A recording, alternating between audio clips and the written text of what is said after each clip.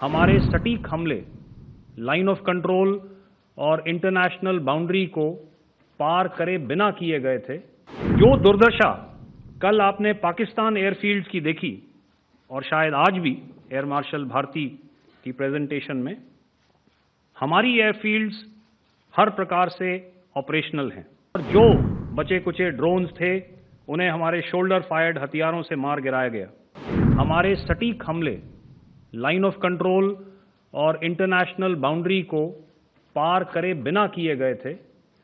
हमें पूरा अंदेशा था कि पाकिस्तान का वार भी बॉर्डर के उस पार से ही होगा। इसलिए हमने अपनी एयर डिफेंस की पूरी तैयारी पहले से ही कर ली थी। हमारी इन्वेंट्री में शामिल काउंटर मैन्ड एरियल सिस्टम्स,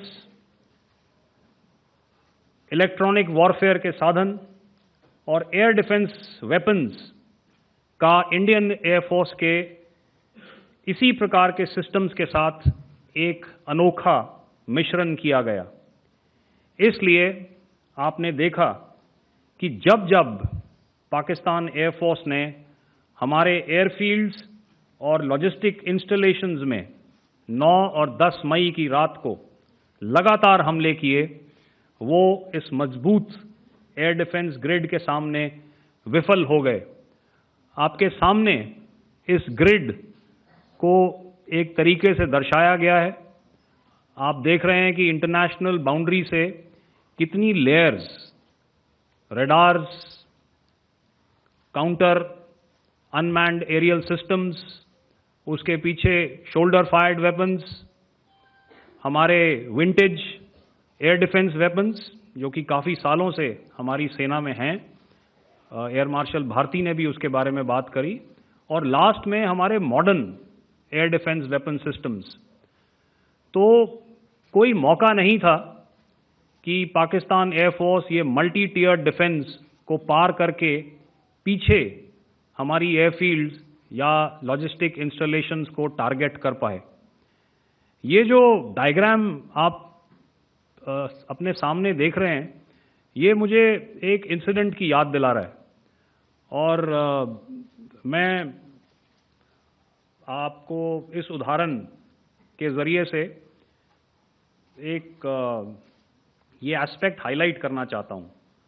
जब मैं स्कूल में था तो तकरीबन मेरे ख्याल से ये 70 का दशक था और उस समय इंग्लैंड और ऑस्ट्रेलिया के बीच में, आज शायद क्रिकेट की बात भी करनी चाहिए क्योंकि मैं देख रहा था कि विराट कोहली ने टेस्ट क्रिकेट से रिटायरमेंट ले ली। कई भारतीयों की तरह वो मेरे भी फेवरेट क्रिकेटर हैं।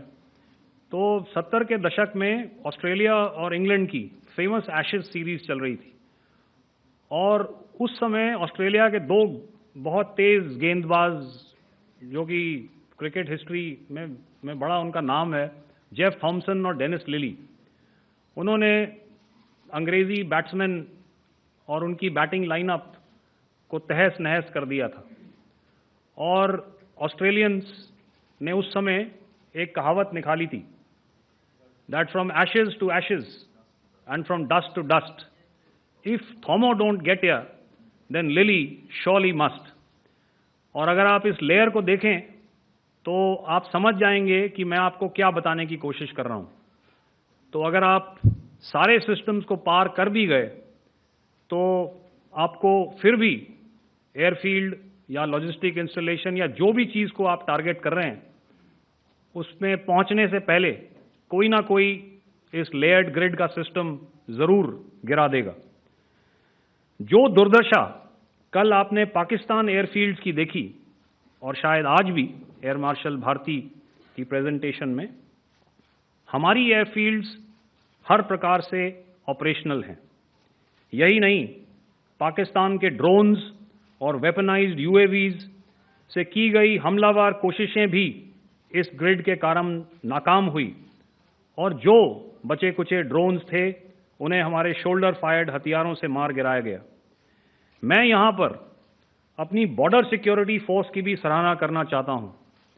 उनके डायरेक्टर जनरल साहब से लेकर बॉर्डर पर तैनात बीओपी पर पहरा देने वाले आखिरी जवान भी हमारे इस अभियान में बढ़ चढ़कर शामिल हुए और बहुत बहादुरी से उन्होंने हमारा साथ दिया।